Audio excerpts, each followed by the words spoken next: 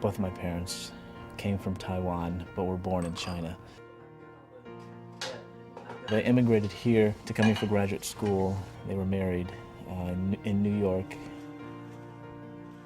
My parents, we weren't Christian, but they raised me with traditional Chinese values, work hard, do well in school. Bless the food in front of us. In Jesus' precious name we pray. Amen. As a kid, I was pretty well behaved, and yet I kind of knew I was different. You know, I mean, right off the bat, just the way I looked. You know, I was Chinese, and most of the other kids weren't.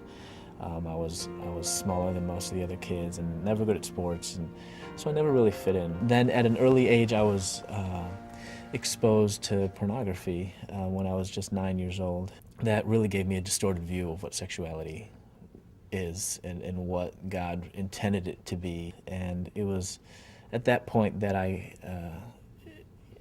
realized that that there was this attraction that I didn't really understand to both sexes. Then when I got into dental school, I moved down to Louisville, Kentucky, which is 6 hours away from Chicago. And it was then that I began to experiment with all these things that, most kids experimented in college, going out to the bars and just, experimenting, sexually. Along with going to the bars, I came across some the gay clubs, and so I started going to those and decided that this is the way, this is who I was. One day he came home around Easter. He admitted he was living in the gay lifestyle. Was in and out relationships, and just really it wasn't fulfilling. I still was lonely, and so I looked for, I guess, satisfaction elsewhere, and I started doing drugs. Being a dental student, I didn't really have much money, so I had to, kind of scrounge up just to pay for $30, $40, per hit. But then I realized that, if I bought extra, kind of get a discounted price, and then, if I kind of sell the extra that I had to my friends, then I could kind of pay for my own hit. By that first month, I was selling over 100 hits of ecstasy, like they were pre-sold before I even got them. I was selling to my classmates, selling to my professors. As kind of the time went on, my focus became less and less on school, but more on this fast-paced life that I was living. Finally, school had enough. He was expelled by the dental school, and right 2 months before he graduated to receive his doctorate degree. I was so wrapped up in this lifestyle that, I thought, hey, who cares? Who needs a degree? Who needs to be a doctor? I moved from Louisville, Kentucky down to Atlanta, Georgia. I had met somebody that I thought, was the perfect match for me. I moved in with him, and I just kept living, the way I had been living, which was, very promiscuous and getting high all the time, and I continued to sell drugs, but I had moved on to selling a lot of the kind of the club drugs, Special K, acid, cocaine, mushrooms, steroids. I was supplying drugs to dealers in over 11 states in the Southeast. During those 5-6 years, seeing that the Lord is away from us because Christopher's situation getting worse and worse and worse. My parents began to pray a very bold prayer, and that prayer was, asking God that, do whatever it takes to turn my life around and to get my attention. This answer to prayer came one day. It was just like a knock on the door, and I was expecting just a friend or someone, another dealer, and I opened up the door, and it wasn't any of my friends. It turned out to be 12 DEA agents, Atlanta police, and 2 big German Shepherd dogs. I then was sentenced to 6 years in prison. I really didn't think things could get any worse. Then about 2 days after Christmas, they called me out of the cell block. They said, you're going over to see the doctor. And a nurse called me in, and she sat me down in her office. She told me, I've got some bad news for you.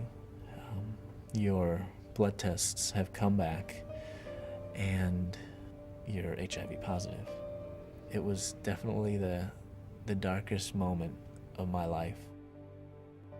Christopher called us that the nurse told him that HIV positive. And when he told us, my wife, we were all in tears. Naturally, I couldn't sleep that night. But I just have to sing the song, "It is well with my soul." I just keep singing that song. And it was in this transfer cell that I remember one night just kind of reflecting and just being really at the bottom of my rope, really wondering, why do I need to even continue on? What hope do I even have in the future? If I even ever get out of prison, I'm going to have this felony over my head wherever I go. I'm also going to, live with this virus. There's no cure, and just wondering if I'm even going to survive this sentence. And so I laid in my bunk reflecting on this, and then I looked up and I noticed, just some scribbling on the bunk above me. And it said, "If you're bored, read Jeremiah 29:11. And so I got up and I was like, I need to find out what this verse is. "For I know the plans I have for you, declares the Lord.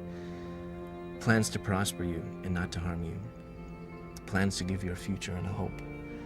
As I turned through those pages and I read those words, it was really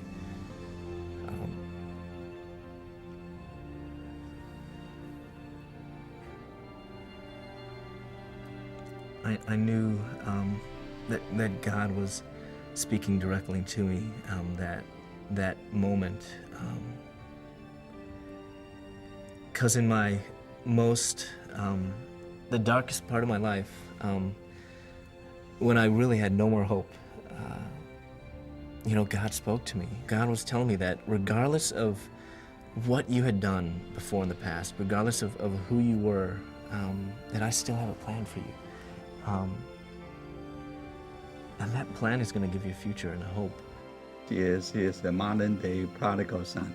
For many people, going to prison or getting HIV would be their worst nightmare. But it took prison to get through to my hard head. We are heading right now to the Core Center where I get my testing done. Core Center is part of Cook County Hospital in Chicago, and it's actually a free clinic for people who have HIV or AIDS. And usually when the viral load is above 50,000 or your CD4 count is below 250, that may be an indication to begin on drug treatment. Last year I had a few tests that were that high. Past two tests, 6 months ago and 3 months ago, were very, very good, the best that they've ever been. So I'm today just going to go in and to the lab, and they're just going to draw my blood, and it'll be quick and painless, hopefully. I think everyone wishes that we could just go quickly, but having HIV, that's not probably the way it's going to be. I think we all need to figure out what is it that God has called us to, and not to waste time.